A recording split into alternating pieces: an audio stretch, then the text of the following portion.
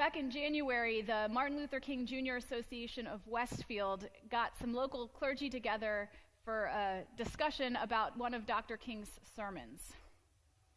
And the sermon was on the topic of power and of love. And I want to end today by sharing some of Dr. King's words that he preaches in this sermon. He says, one of the great problems of history is that the concepts of love and power have usually been contrasted as opposites, polar opposites, so that love is identified with a resignation of power, and power with a denial of love.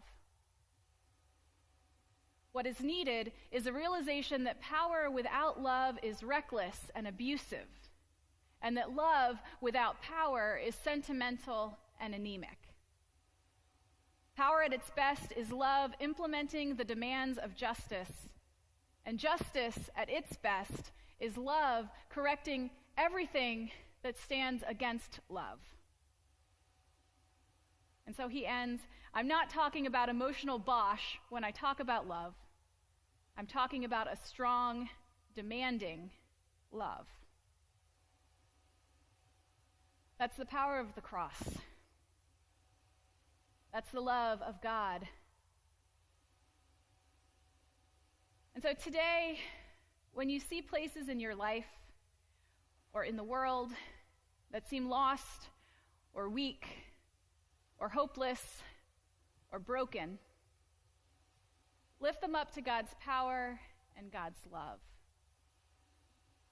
As we prepare for Lent, which we envision as a desert because it reminds us of Jesus' time in the desert. In Lent, when we move toward and we open ourselves to things that seem lost or weak or hopeless or broken, may we lift them up to God's power, trusting in God's love.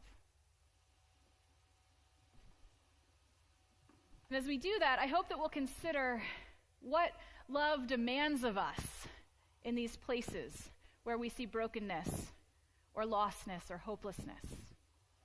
I hope we'll consider what power God gives us to bring into these places for good. Who rules the world? Who is in control? The psalm asks. And the gospel answers, Christ is the power of God and the wisdom of God and the love of God. Amen.